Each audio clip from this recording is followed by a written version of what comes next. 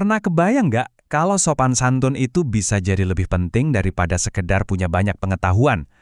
Nah, hari ini kita bakal ngebahas sebuah konsep kuno yang mungkin bakal menantang cara kita melihat pendidikan, yaitu adab. Oke, kita langsung aja ya, mulai dengan pertanyaan yang kayaknya aneh banget. Pertanyaan ini datang langsung dari para pemikir besar di masa lalu. Kok bisa mereka menghabiskan lebih banyak waktu untuk belajar adab ketimbang ilmunya sendiri? Aneh kan? Rasanya kayak kebalik gitu. Tapi ini bukan asal-asalan loh. Ini tuh prinsip utama buat beberapa tokoh paling berpengaruh dalam sejarah. Mereka percaya banget, fondasi karakter itu harus dibangun super kokoh dulu, baru deh ilmu bisa ditaruh di atasnya. Coba kita lihat contohnya, ulama besar Ibnul Mubarak.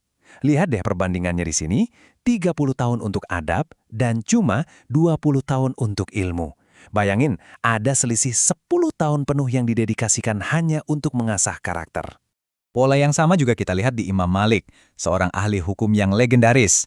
Beliau menghabiskan waktu 4 kali lipat lebih lama untuk adab daripada ilmu. 16 tahun banding 4 tahun. Wah, bedanya jauh banget kan? Pesan beliau ke seorang muridnya itu tegas dan jelas banget. Karakter dulu, baru ilmu. Ini jadi dasar filosofi pendidikan yang beda banget sama zaman kita sekarang, yang fokus utamanya adalah fondasi moral. Nah, ini semua kan bikin kita jadi bertanya-tanya ya. Kenapa sih mereka seyakin itu dengan pendekatan yang kelihatannya terbalik ini? Sebenarnya apa alasan dibaliknya? Oke, pertama-tama, kita harus lurusin dulu pemahaman kita. Adab itu bukan sekedar sopan santun biasa. Ini jauh lebih dalam. Ini tentang membentuk keseluruhan diri kita, karakter, etika, dan cara kita bersikap. Para ulama ini melihatnya sebagai hubungan sebab-akibat yang jelas. Jadi karakter yang baik itu bukan sekedar bonus, tapi justru jadi alat utama yang bikin proses belajar jadi lebih gampang dan efektif. Bahkan, Ibnul Mubarak menggambarkan ada efek domino yang mengerikan. Katanya kalau kita meremehkan adab, lama-lama kita bisa meninggalkan amalan yang dianjurkan atau sunnah. Dari situ, bisa berlanjut ke meninggalkan yang wajib atau fardu. Dan puncaknya, kita bisa kehilangan pemahaman spiritual yang sejati, atau ma'rifat. Ini benar-benar kayak efek domino yang bisa menghancurkan.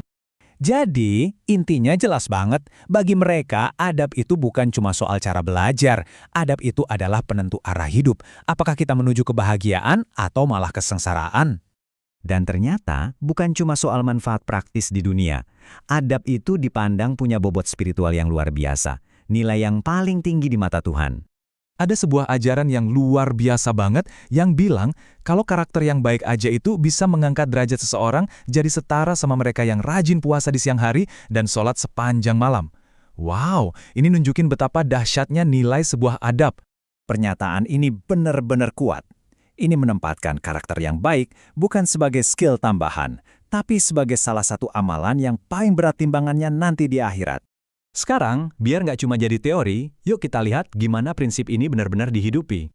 Kita intip kisah-kisah nyata dari para ulama legendaris ini. Coba deh kita lihat kisah dari Ibnu Abbas. Beliau ini sepupu Nabi, seorang ulama besar yang posisinya sangat terhormat. Suatu hari, beliau, yang seorang kerabat Nabi, kelihatan lagi megangin tali kekang unta buat ulama lain. Ini kan tindakan yang bisa dianggap rendah ya buat posisinya, tapi jawaban beliau waktu ditanya itu nunjukin esensi adab yang sebenarnya. Jelas banget kan? Buat beliau rasa hormatnya pada ilmu dan ulama, adabnya itu jauh di atas status bangsawannya sendiri. Menghormati guru itu nomor 1. Kutipan ini nunjukin gimana adab itu jadi pondasi bahkan saat mereka lagi beda pendapat. Persaudaraan itu lebih penting daripada menang debat. Ini pelajaran yang relevan banget buat kita hari ini kan? Nah, jadi apa sih ganjaran pamungkas dari semua ini? Mari kita lihat hadiah utama buat mereka yang berhasil menyempurnakan karakternya. Hadis ini secara langsung ngehubungin tingkatan karakter dengan tingkatan hadiahnya di sorga. Dan coba lihat, adab yang sempurna itu ditempatkan di puncak yang paling tinggi. Bukan cuma sekedar masuk sorga, tapi dapat tempat yang paling istimewa di dalamnya. Ini metafora yang pas banget. Ilmu itu ibarat air, berharga banget, tapi tanpa wadah karakter yang kuat, ilmu itu bisa tumpah, sia-sia, atau bahkan jadi racun. Adab itulah wadahnya, yang ngejaga ilmu biar tetap murni dan bermanfaat. Nah, semua kebijaksanaan kuno ini akhirnya ninggalin kita dengan satu pertanyaan penting buat zaman kita sekarang. Di tengah lautan informasi ini, kita sibuk banget ngumpulin isinya.